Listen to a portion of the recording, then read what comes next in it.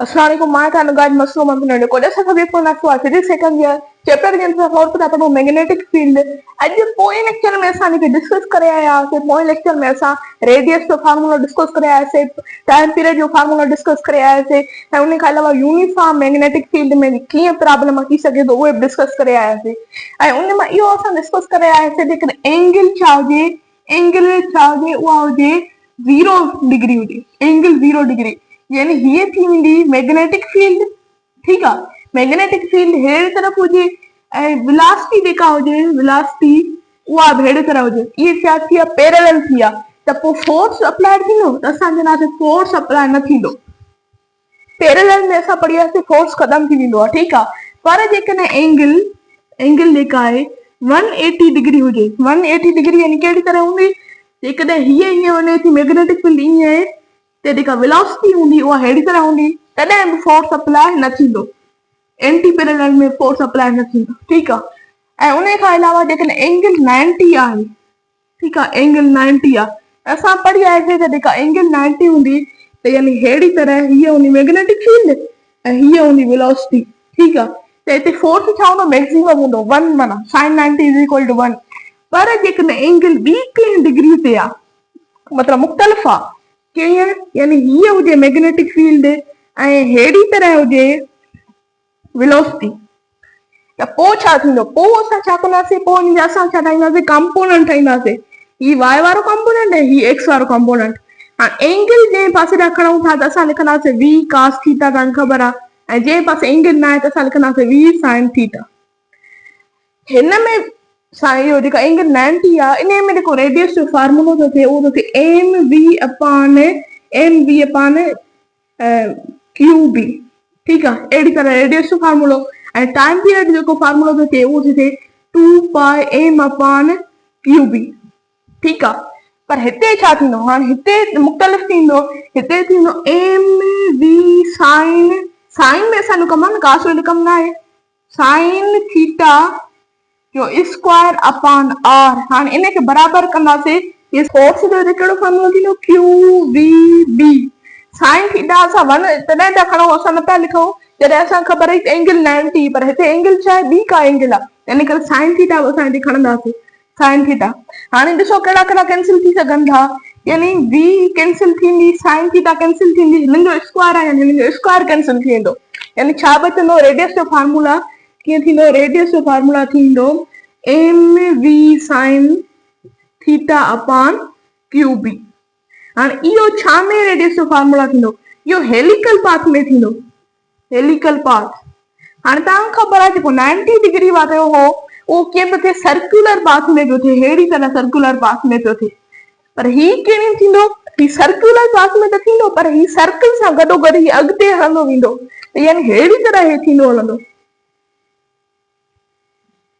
असां हिन पाथ खे चवंदासीं हेलिकल पाथ ऐं हेलिकल पाथ में रेडियस जो इहो फार्मूला थींदो इहा तव्हांखे यादि रखणी आहे ॻाल्हि हेलिकल पाथ ठीकु आहे ही हेलिकल पाथ आहे हाणे उन खां अलावा हाणे हिकिड़ो इहो फार्मूलो सर्कुलर पाथ वारो तव्हां लिखी अचो mv अपान qb इहो आहे सर्कुलर वारो ही तव्हां लिखी सघो था ही सर्कुलर पाथ जो फार्मूला सर्कुलर पाथ जो फार्मूला हाणे जे थॉमसन साइंटिस्ट जेको हो उन 1898 में छा कयो in charge to mass ratio मालूम करण ते चाहियो चार्ज टू मास रेशो यानी charge to mass ratio of electron and proton मुख़्तलिफ़ पार्टिकल्स जो इलेक्ट्रॉन जो मालूम पे करण चाहियो चार्ज टू मास रेशो पर उन खे उन वक़्तु चार्ज बि ख़बर न हुई इलेक्ट्रॉन जी नई मास ख़बर हो जेकॾहिं चार्ज ऐं मास ख़बर हुजे हा त चार्ज घणी हूंदी आहे इलेक्ट्रॉन 1.6 × 10⁻19 कूलम अपान मास केतिरो हूंदो आहे 9.11 × 10⁻31 किलोग्राम या -28 ग्राम जेकॾहिं ईअं जेकॾहिं इहा ख़बर ॿई शयूं हुजनि हा त उहो आराम सां charge to mass ratio find करे वञे हा पर हक़ीक़त में हिनखे इहे ॿई शयूं ख़बर न हुयूं हाणे हिन मां चार्ज टू मास रेशो हिन कीअं बि मालूम करणु चाहियो Q upon charge to mass ratio ही टाइम हिनखे ख़बर ई न हो सम्झो त ही टर्म आहे ई न इहो छाजे बराबरि थींदो इहो थी वेंदो इहो थी वेंदो ही मास हेॾे हलियो आयो ऐं उन खां अलावा चार्ज हेॾे हली वियो त ही थींदो v अपान rb हाणे इन तरीक़े सां हिन छा कयो चार्ज मास रेशो मालूम करण थी चाहे। हाणे इहो बिल्कुलु हिकिड़ो एक्सपेरिमेंट आहे। हाणे इहो मां तव्हांखे एक्सपेरिमेंट सम्झाईंदुमि, पोइ तव्हांखे इनशाला ख़बर पइजी वेंदी त जेंजी थॉम्सन कीअं charge to mass ratio find कयो। ऐं इहा उन वक़्त में वॾी ॻाल्हि हुई चार्ज टू मास रेशो मालूम करणु। ठीकु आहे। उन खां पोइ 16 सालनि खां पोइ जॾहिं हिन जेंजी थॉम्सन उहो एक्सपेरिमेंट करे छॾियो जेको असां थोरी देरि में पढ़ूं था, उन खां अलावा 16 सालनि खां पोइ आफ्टर 16 years तव्हां ॿुधो न मुलिकेन आयल ड्रॉप एक्सपेरिमेंट, आयल ड्रॉप एक्सपेरिमेंट। हाणे इन ज़रिए मुलिकेन छा कयो, उन चार्ज मास रेशो खे जेको जेडे थॉम्सन मालूम कयो, उन सां हर हिकु पार्टिकल यानी इंक्लूडिंग इलेक्ट्रॉन प्रोटॉन उन जो अलॻि अलॻि चार्जिस ऐं उन जो अलॻि अलॻि मास मालूम कया मुलिकेन आयल ड्रॉप एक्सपेरिमेंट जे ज़रिए। ठीकु आहे। उहो बि असां पढ़ूं था ऐं जेडे थॉम्सन जो एक्सपेरिमेंट आहे उहो बि असां पढ़ूं था। अचो त उहो पढ़। हाणे जेडे थॉम्सन छा कयो, इन पहिरें नंबर ते हिन यूज़ कयो, छा यूज़ कयो, peer shaped bulb. Peer shape असां छा करे चऊं, जेको फ्रूट हूंदो आहे नाशपती वग़ैरह तव्हां ॿुधो हूंदो या खाधो हूंदो, त उन तरीक़े जो हिकिड़ो बल्ब जेको आहे उहो यूज़ कयो ऐं उन में हिकिड़ो एलिमेंट रखियो। हाणे कहिड़ी तरह जो हूंदो आहे, अहिड़ी तरीक़े जो हूंदो आहे।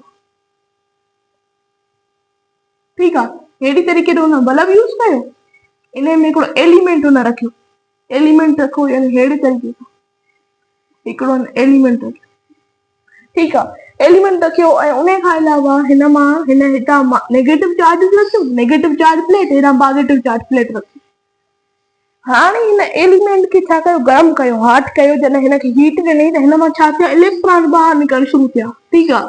इलेक्ट्रॉन ॿाहिरि निकिरणु शुरू थिया ऐं हिन नेगेटिव प्लेट जे करे हू छा थिया, उन नेगेटिव प्लेट जे करे उनखे पोटेंशियल डिफरेंस मिली वियो। पोटेंशियल जेको डिफरेंस हो डायरेक्टली मतिलबु काइनेटिक एनर्जी में कन्वर्ट कियो ऐं उन डायरेक्ट वञी हुआ ही डायरेक्ट हिते हिट थिया प्लेट ते, प्लेट ते हिट थिया। यानी ही मतिलबु हे शीशे जी प्लेट हुई जो चिणग वग़ैरह महसूस थी त बिल्कुलु सिधाई में हिते हिट थियो। ठीकु आहे। पोइ हिन वरी छा कयो, पोइ हिन हिते मैग्नेटिक फील्ड विच में रखी छॾी पीयर शेप बल्ब में, यानी हिते मैग्नेटिक फील्ड रखी, मैग्नेटिक फील्ड। मैग्नेटिक फील्ड जॾहिं हिन रखी तॾहिं जॾहिं हिन ॾिठो त ही जेके हिट पिया थियनि उहे हेठि पिया ईअं करे हिट थिया, हिन तरह हेठि सां। ठीकु आहे। यानी ही मॉलिक्यूल आहे, पहिरां हिते हिट थियो, हाणे हेठि थो इहो हिट थिए। हाणे इहो हेठि थो हिट थिए त यानी हिन वटि मैग्नेटिक फील्ड रखी, यानी q v B sine theta, sine theta. ठीकु आहे। साइन थीटा छा आहे, 90 डिग्री थी आहे त साइन थीटा 1 जे बराबरि आहे, त साइन थीटा भले न लिखो। क्यू वी यानी असां कहिड़ो थो मालूम कयूं, इलेक्ट्रॉन जो मालूम थो करे, ई वी बी। ठीकु आहे। E v B. ऐं उन खां अलावा हुन पोइ छा कयो, पोइ हिन इलेक्ट्रिक फील्ड बि हिकिड़ी रखी। इलेक्ट्रिक फील्ड यानी हिते पॉजिटिव हिते नेगेटिव, अहिड़े तरीक़े सां हितां इलेक्ट्रिक फील्ड बि रखी छॾी। इलेक्ट्रिक फील्ड अहिड़ी तरीक़े सां पोइ जेको इहो हिट पियो करे इलेक्ट्रॉन, उहो मथे तरफ़ पियो हिट करे। ठीकु आहे। हिते पियो हिट करे, हिते पियो हिट करे, यानी ही इलेक्ट्रॉन जेको पहिरां हिते पियो करे पोइ हेठि पोइ वरी मथे, अहिड़ी तरीक़े सां।